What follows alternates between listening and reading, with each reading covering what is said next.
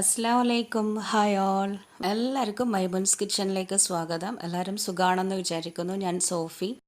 Hi. Fried rice കുറേ പേര് കണ്ടിട്ടുണ്ട്. അപ്പോൾ കാണാത്തവർ എന്തായാലും വീഡിയോ കാണണം കേട്ടോ. അപ്പോൾ ഇന്ന് ഞാൻ വന്നിട്ടുള്ളത് ഫ്രൈഡ് റൈസിൻ്റെ കൂടെ ഉണ്ടാക്കിയ ചിക്കൻ ഫ്രൈ ഇന്ന് കാണിക്കാമെന്ന് വിചാരിച്ചിട്ടാണ്. അപ്പോൾ അത് ഉണ്ടാക്കി കാണിക്കാനെന്ന് പറഞ്ഞിട്ട് ഒരാൾ കമൻറ്റ് ചെയ്തിട്ടുണ്ട്. അപ്പോൾ എന്തായാലും അത് തന്നെ ഇന്ന് ഉണ്ടാക്കിയിട്ട് വീഡിയോ കാണിക്കാമെന്ന് വിചാരിച്ചു. അപ്പോൾ ഈ ഒരു ചിക്കൻ ഫ്രൈ എന്ന് പറയുന്നത് ഭയങ്കര സിമ്പിളായിട്ട് തന്നെ ഉണ്ടാക്കാം. ഒരുപാട് ഇൻഗ്രീഡിയൻസ് ഒന്നുമില്ല, കുറച്ച് കാര്യങ്ങൾ മാത്രമേ ഉള്ളൂ. ഡീപ്പ് ഫ്രൈ ചെയ്തെടുക്കുന്നതാണ്. അപ്പോൾ ഉണ്ടാക്കുന്നത് നമുക്കൊന്ന് നോക്കാം. എന്തിൻ്റെ കൂടെയും കോമ്പിനേഷനായിട്ട് സെർവ് ചെയ്യാൻ പറ്റിയ ഒന്നാണിത്. അപ്പോൾ ഇതിനായിട്ട് ഞാനിപ്പോൾ ഇവിടെ വലിയ പീസ് ചിക്കനാണ് എടുത്തത്. നമുക്ക് ചെറിയ പീസാക്കിയിട്ടും കട്ട് ചെയ്തിട്ട് അങ്ങനെ വാങ്ങാം. ഞാനിപ്പോൾ ഒരു ചിക്കൻ ഒരു 5-6 പീസായിട്ടാണ് അങ്ങനെ കട്ട് ചെയ്തെടുത്തത്. വലിയ പീസാകുമ്പോൾ ഇതേപോലെ ഒന്നങ്ങ് വരഞ്ഞു കൊടുത്താൽ മതി, ഉള്ളിലേക്കൊക്കെ മസാല പിടിച്ച് കിട്ടാനായിട്ട്. അല്ലാതെ നമുക്ക് ചെറിയ ചെറിയ പീസാക്കിയിട്ട് അങ്ങനെയും സാധാരണ നമ്മുടെ ഒരു ചിക്കൻ കട്ട് ചെയ്തിട്ട് വാങ്ങുന്നുണ്ടല്ലോ, ഒരു 10-25 പീസൊക്കെ വാങ്ങുന്നില്ലേ, അങ്ങനെ വേണമെങ്കിൽ നമുക്ക് അങ്ങനെയും കട്ട് ചെയ്തിട്ട് എടുക്കാം. അപ്പം ഞാനിപ്പോൾ എന്തായാലും ഇത് വലിയ പീസാക്കിയിട്ട് തന്നെയാണ് കട്ട് ചെയ്തെടുത്തത്. ഇനി ഇതിലേക്ക് നമുക്ക് കുറച്ച് മസാലകളൊക്കെ ഒന്ന് പുരട്ടി വെക്കണം. അപ്പോൾ അതെന്തൊക്കെയാണെന്ന് വെച്ചാൽ ഒന്നുമില്ല, മുളക് പൊടി, കുറച്ച് മഞ്ഞൾപ്പൊടി, ആവശ്യത്തിന് ഉപ്പ്, പിന്നെ 1 ടീസ്പൂണോളം ഇഞ്ചി വെളുത്തുള്ളിൻ്റെ പേസ്റ്റ് ചേർത്ത് കൊടുക്കാം. 2-3 കാന്താരി ഞാൻ ഇട്ട് കൊടുത്തിട്ടുണ്ട്, ഇവിടെ ഉള്ളതുകൊണ്ട് ഇട്ടതാണ്. അല്ലെങ്കിൽ ഒരു 2 പച്ചമുളക് ചതച്ചിട്ടോ അല്ലെങ്കിൽ കീറിയിട്ടോ അങ്ങ് ഇട്ട് കൊടുക്കാം.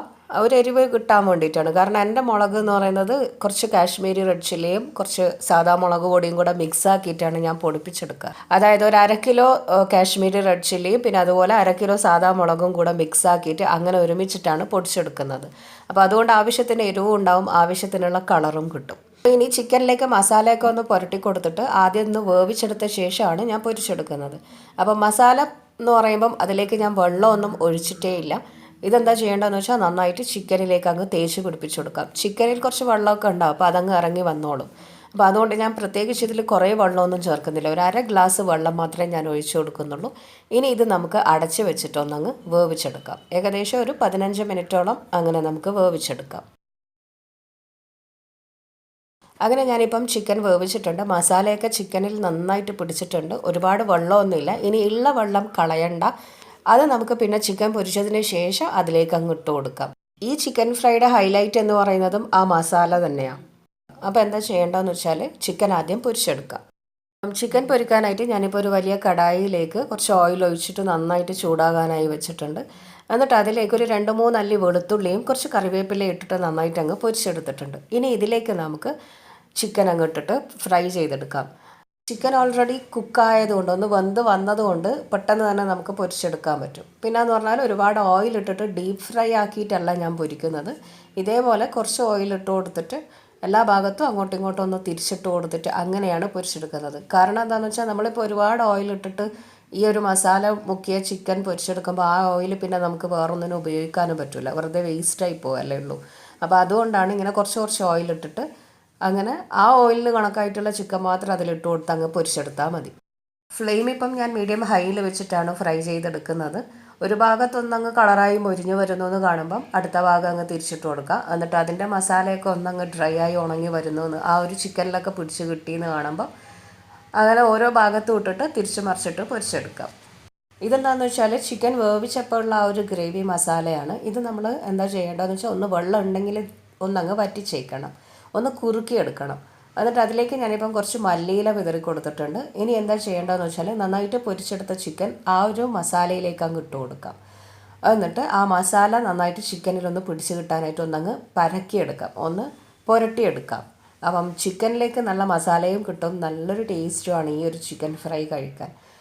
നമ്മളിവിടെ അധികവും വെറുംചോറിനൊക്കെ ചിക്കൻ വേണമെന്നുണ്ടെങ്കിൽ ഇങ്ങനെയാണ് പൊരിച്ചെടുക്കുക. അപ്പം നല്ല ടേസ്റ്റാണത്.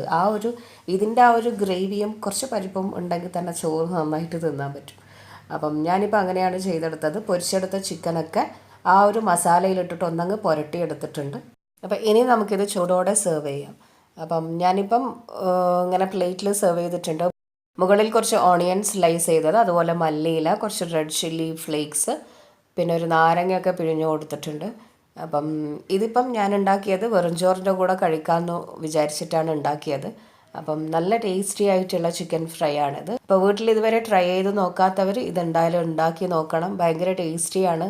അപ്പം നമുക്ക് പാർട്ടിയിലൊക്കെ പെട്ടെന്ന് സെർവ് ചെയ്യാൻ പറ്റിയ ഒരു ചിക്കൻ ഫ്രൈ ആണിത്. സിമ്പിളാണ്, ഉണ്ടാക്കാനും നല്ല ഈസിയാണ്, തിന്നാനും നല്ല ടേസ്റ്റാണ്. ആ ഒരു ഗ്രേവി കുഴച്ചിട്ട് തന്നെ ചോറ് തിന്നാൻ നല്ല ടേസ്റ്റാണ്. പിന്നെ നന്നായിട്ട് പൊരിഞ്ഞു വന്ന ചിക്കനും. അപ്പം ഈ ഒരു ചിക്കൻ ഫ്രൈ ആണ് ഞാനന്ന് ഫ്രൈഡ് റൈസിനും ഉണ്ടാക്കിയത്. അപ്പം വീഡിയോ കണ്ടിട്ട് എല്ലാവരും വീട്ടിലൊന്ന് ട്രൈ ചെയ്ത് നോക്കൂ. വീഡിയോ കണ്ട് ഇഷ്ടമായാൽ ലൈക്ക് ചെയ്യാൻ മറക്കരുത്. സബ്സ്ക്രൈബ് ചെയ്യാത്തവരാണെങ്കിൽ സബ്സ്ക്രൈബ് ചെയ്തുകൊണ്ട് വീഡിയോസ് കാണണേ. പിന്നെ അതേപോലെ തന്നെ നിങ്ങളുടെ ഫാമിലീസിനും ഫ്രണ്ട്സിനും ഒക്കെ ഇത് ഷെയർ ചെയ്യാനും മറക്കരുത്. പുതിയ റെസിപ്പിയുമായി നമുക്ക് വീണ്ടും കാണാം. Till then take care and bye from Maimoon's kitchen. Thank U.